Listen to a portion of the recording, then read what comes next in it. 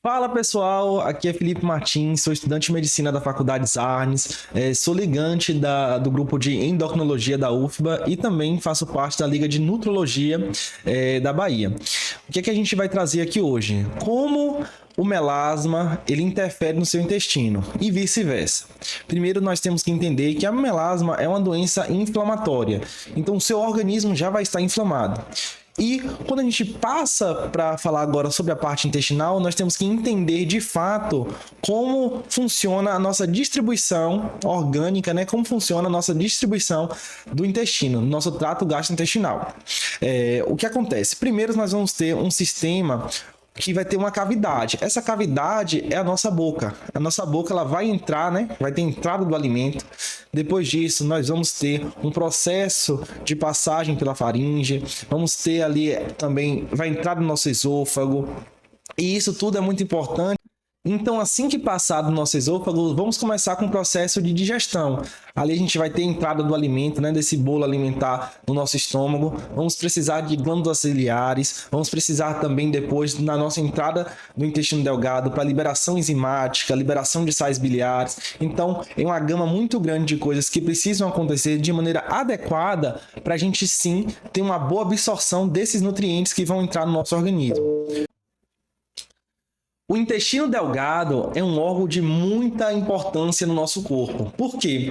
Ali onde vai ocorrer a maior concentração de absorção de nutrientes. Então, ele é composto por três cavidades. Nós temos o duodeno, o jejuno e o íleo. O íleo, ele também vai estar com uma localização muito mais próxima do intestino grosso e, por isso, ele tem até uma concentração de bactérias diferentes da parte do duodeno e também do jejuno. O que acontece? Se essa nossa mucosa do intestino delgado tiver inflamada, a gente vai ter uma redução da absorção de nutrientes. Então, por isso que é muito importante nós termos uma mucosa saudável, evitando assim agentes que vão fazer um quadro maior de inflamação.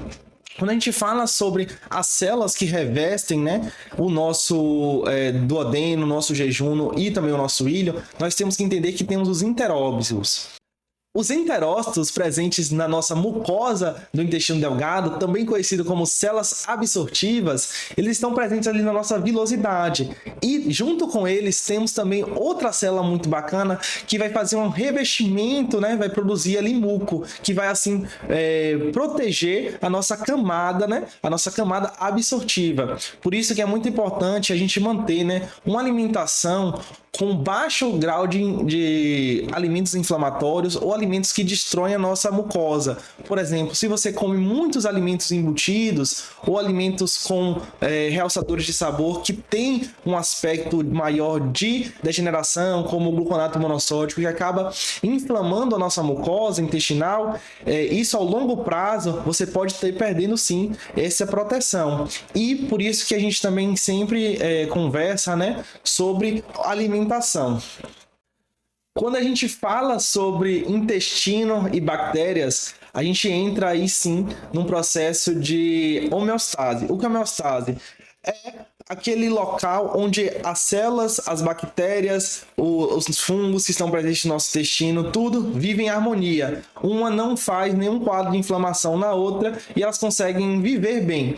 O que acontece quando as bactérias, que são trilhões de bactérias no nosso organismo, existe até livros como 10% humano, que inferem que nós temos muito mais bactérias do que células. E, inclusive, essas bactérias elas estão difundidas em diversas camadas, diversas partes do nosso corpo, e elas fazem um processo também de proteção, não só algo ruim. As bactérias, por exemplo, no nosso canal geniturinário, elas vão proteger ali de infecções. No nosso intestino, elas vão auxiliar também na digestão de alguns alimentos. Então, elas também são muito importantes.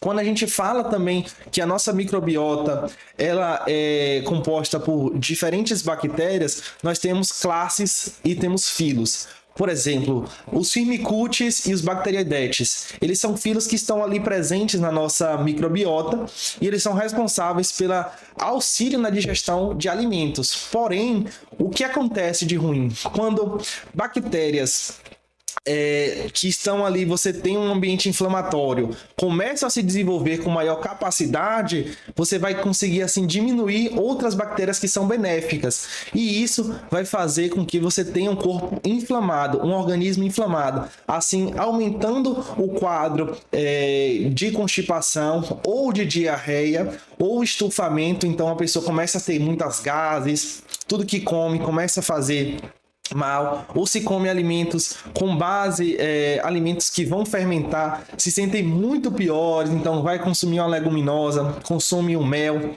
alimentos que são saudáveis, mas começa a ter uma diferença de digestão, a gente começa a perceber então se esse paciente tem uma desbiose ou não. Inclusive, falando uma curiosidade aqui para vocês, ao nascermos, nós temos nosso intestino, né? A nossa microbiota, ela é estéril, não tem a presença ainda de micro-organismos, de firmicutes, de bacterodetes, nós não temos essa presença. Assim que começamos a amamentação, esse primeiro processo de amamentação, vamos começar a ter uma microbiota selecionada. Vamos começar, então, a ter uma entrada ali de bactérias, de começar a fazer um processo digestivo de maneira adequada. Então, por isso que o processo de introdução alimentar nos bebês é de extrema importância para, assim, conseguir, numa vida infantil, numa vida adulta, você ter ali a manutenção e uma perspectiva também de digestão adequada desses bebês. O que é que a gente traz isso colocando para nossa rotina atual? Como a introdução alimentar é importante, no nosso dia a dia também, os alimentos que comemos são muito importantes, porque eles vão favorecer tanto a produção e o aumento de bactérias benéficas, quanto também o aumento de bactérias patogênicas. Então, correlacionando esses dois, nós vemos a importância dos alimentos para o aumento ou a diminuição de bactérias patogênicas. Então, quando a gente traz mais para que serve a nossa microbiota, é uma pergunta assim que ela tem diversas respostas. Por quê?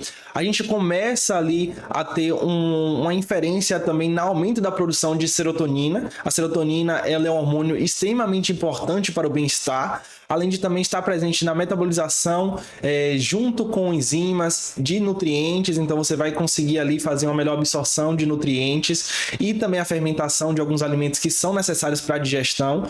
E algo interessantíssimo é a nossa produção de ácidos graxos de cadeia curta, que desempenham papéis cruciais tanto na nossa proteção intestinal, como também na nossa vitalidade. Eles são importantes agentes do nosso organismo. Então, os ácidos graxos de cadeia curta, eles também têm ali como base algumas bactérias que vão auxiliar na produção deles. Agora eu vou falar com vocês sobre a correlação das bactérias, né, que estão presentes ali no nosso organismo e também a nossa microbiota em relação à inflamação e pacientes com obesidade. Por quê? Quando a gente pensa em um paciente com um grau de inflamação, a gente tem que entender que ele está tendo uma alta concentração de produção de radicais livres. Esses radicais livres na nossa corrente sanguínea, eles vão começar a gerar um quadro inflamatório celular, e isso é ruim porque você vai começar a ativar nosso sistema imune para fazer assim uma proteção do nosso organismo e conseguir conter esse quadro inflamatório. Todos os dias nós temos a liberação de radicais livres, é algo normal, mas quando esses radicais livres estão em excesso, eles começam a ser danosos para o nosso organismo. Um paciente com um quadro de desbiose, ele tem a maior produção de radicais livres por conta dessas células que vão ter toxinas, né, por conta das gram-negativas. As bactérias gram-negativas, elas têm esse predomínio, né, de chegar na nossa mucosa, assim acabar fazendo uma situação ali na nossa mucosa de danos aos nossos enterócitos, danos à nossa camada de proteção que eu falei anteriormente. E esses danos vão ser ruins porque vão abrir um canal na nossa mucosa de passar macromoléculas, que são alimentos, são partículas que ainda não foram dissolvidas corretamente, e assim irem para a nossa corrente sanguínea e começar a causar uma inflamação.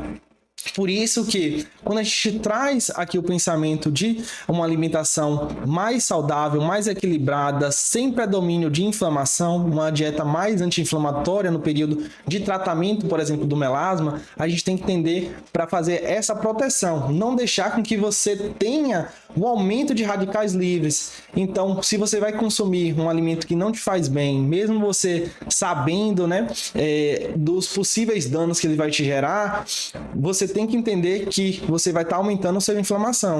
Como eu falei anteriormente, nós temos a presença de alguns filos, né, de bactérias na nossa microbiota. E alguns deles são os Firmicutes e os Bacteroidetes, que eles têm o predomínio de 90%, né, na nossa microbiota. Uma coisa interessante, a maioria dessas bactérias, elas estão presentes no nosso intestino grosso, onde é o final da nossa digestão e ali já preparando o bolo fecal para ser eliminado. Então a gente vai ter ali também, em alguns casos, predomínio de Proteobacterium. Também temos o Actinobacterium e também o Verrucomicrobia, que estão presentes também na nossa microbiota. E eles estão em muito menos concentrações do que os Firmicutes e os Bacteroidetes. Uma coisa também que é importante ser falada é que, por exemplo, pacientes com grau de obesidade, você tem a redução do gênero da Akkermansia muscipila, que é uma bactéria que ela vai fazer a proteção ali da nossa mucosa intestinal. E um medicamento que aumenta até mesmo essa proteção de aumento da concentração de Akkermansia muscipila é a metformina, que é muitas vezes utilizado por pacientes que estão ali com picos de glicemia, né? Então, um paciente ali com hiperglicemia, utilizando a metformina, no caso, consegue até reduzir esse pico de insulina e tendo um aumento da Akkermansia muscipila. Algo interessante que a gente pode falar agora é sobre a importância dos ácidos graxos de cadeia curta. Por quê? Os ácidos graxos de cadeia curta, eles vão ajudar naquele processo que eu falei anteriormente. Às vezes você tem ali uma inflamação tão grave no seu intestino delgado que você começa a ter a redução de absorção e a entrada de macromoléculas passando pela nossa barreira da mucosa. Então, os ácidos graxos de cadeia curta vão fazer a cicatrização, né, da nossa mucosa. Então, eles são muito importantes para fazer a cicatrização da nossa barreira intestinal. Promove a absorção de sódio, de potássio e de água. Então ele promove a absorção ali de eletrólito. E outra coisa também muito importante dos ácidos graxos de cadeia curta é o que eu falei até anteriormente. Não sei se você se lembra dos nossos colonócitos, dos nossos enterócitos. Os ácidos graxos de cadeia curta, eles vão ser responsáveis pela também produção energética dessas células. Então eles são importantes para deixar nossas células com energia. Porque agora a gente sempre fala sobre probióticos e pré-bióticos. Quais são a grande diferença deles? E o que é simbiose? O que é simbióticos? Pronto. O que acontece? Quando a gente tem ali uma concentração de bactérias, algumas elas têm como alimentos os pré-bióticos, que no caso tem 3 mais famosos, que é a inulina, os frutoligosacarídeos, que também entram muitas vezes nas fórmulas manipuladas, como FOS, e o arabinoxilano, como conhecido, né, goma arábica, ou Faber-Gama.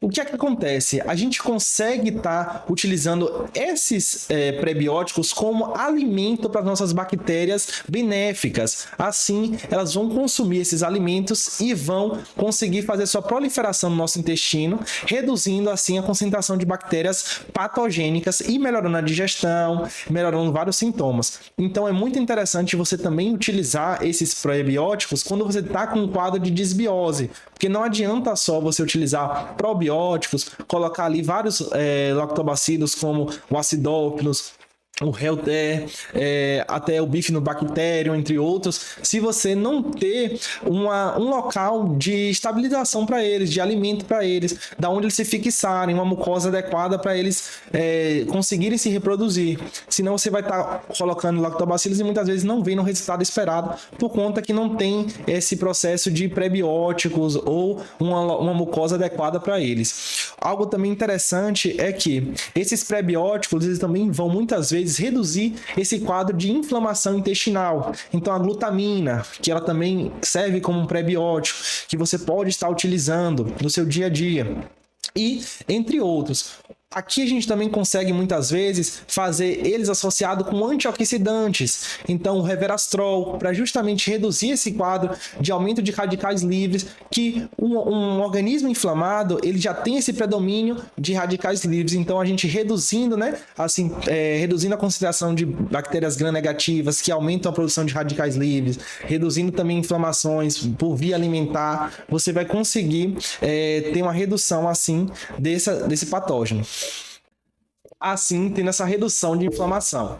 Então, para finalizar, a gente sabe que o melasma é uma doença inflamatória multifatorial, que muitas vezes ela tem interferência tanto de meio interno para o meio externo, e isso a gente vai ter que ter vários meios de controle para você manter um organismo equilibrado, como assim manter na homeostase, como eu falei anteriormente, e conseguir reduzir esse quadro inflamatório. Por isso que a alimentação de forma adequada, com alimentos que não vão gerar muita inflamação, assim, reduzindo embutidos, reduzindo, por exemplo, alimentos que têm alta concentração ali de insumos industrializados, que vão reduzir a produção de ácidos graxos de cadeia curta, você vai conseguir ali cada vez mais melhorando o seu intestino, melhorando sua absorção, reduzindo esses sintomas e conseguir assim reduzir 100%, né? 100% eu vou dizer que não.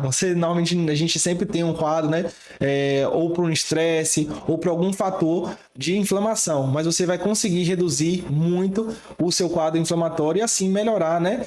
Tanto a melasma quanto também diversos sintomas e o que a gente preza mesmo, aumento da qualidade de vida.